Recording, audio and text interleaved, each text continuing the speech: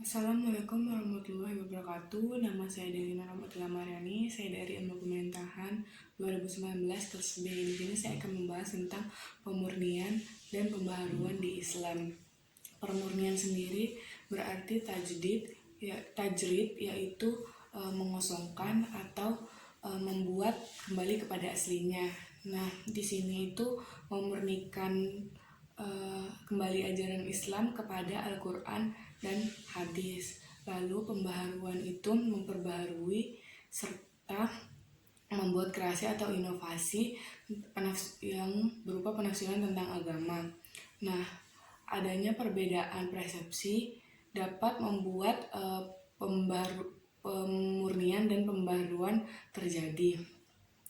Pemurnian itu beracu kepada akidah serta ibadah. Mereka kedua ini tidak bisa diperbaharui karena di pemurnian ini dari aspek yang terdapat dalam unsur-unsur lainnya itu tidak dapat merusak ibadah. Jadi contohnya itu misalnya dalam sholat kita menambah gerakan itu tidak diperbolehkan.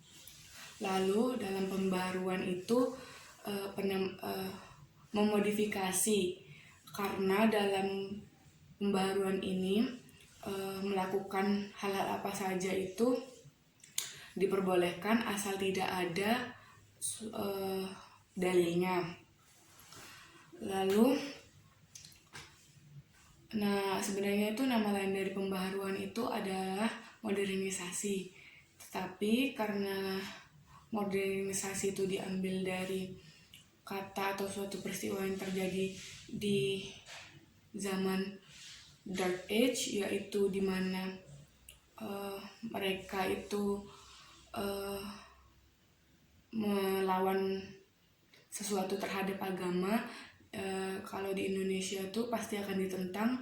Jadi lebih baik mereka menggunakan kata pembaharuan daripada modernisasi. Bisa nggak sih pemurnian dan pembaharuan itu dijadikan satu? Bisa. Contohnya kenapa sih Muhammadiyah itu ketika Idul Fitri dan Idul Adha itu sholatnya di lapangan? Karena pada dasarnya ketika Idul Fitri dan Idul Adha perintahnya memang dianjurkan bukan di masjid tetapi di tanah yang lapang. Untuk peradaban Islam sendiri, pada masa kemasan Islam itu jaya-jayanya itu pada waktu Bani Abbasiyah, di mana peradaban Islam itu tidak akan mungkin terjadi karena terjadi kalau berpegang teguh kepada kemurnian. Nah, peradaban itu harus mengalami perubahan. Intinya mereka harus siap dalam mengalami perubahan tersebut. Kemajuan Islam itu terjadi dalam berbagai bidang.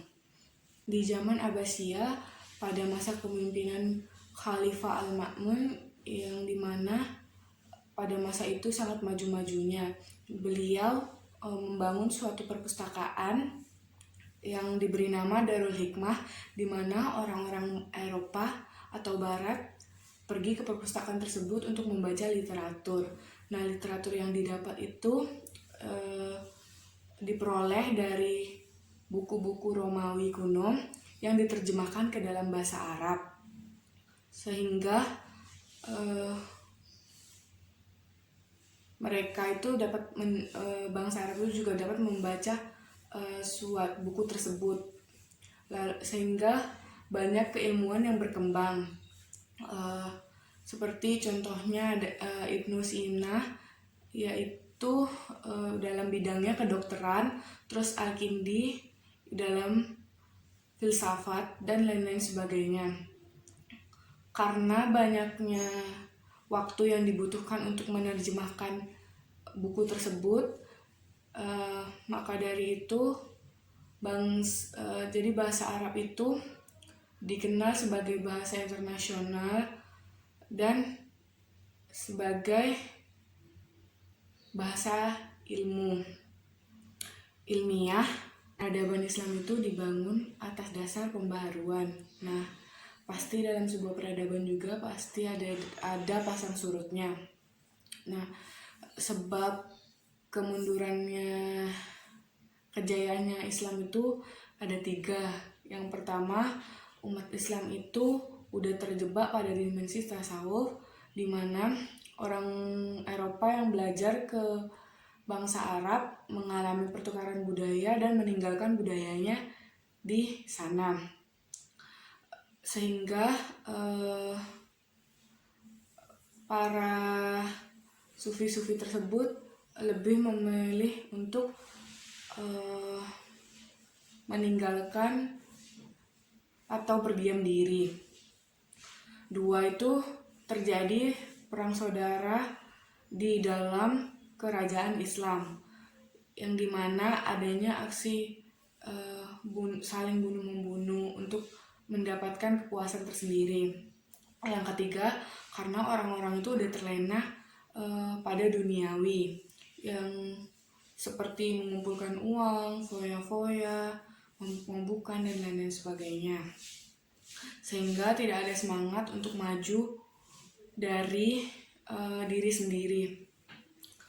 Nah, faktor-faktor tersebutlah yang membuat peradaban Islam itu menjadi mundur. Untuk pembaruan yang terjadi, kita itu harus lebih bangkit serta sadar untuk mengetahui potensi diri sendiri itu untuk menguasai pada bidangnya sendiri. Nah, orang itu bisa berubah jika pendidikannya juga dirubah. Contohnya seperti Muhammad Darwis yang pergi haji dan bersantri kepada salah satu guru di sana, lalu pulang ke Indonesia dan bersantri lagi. Lalu setelah selesai, beliau itu mendirikan sekolah dan Muhammadiyah untuk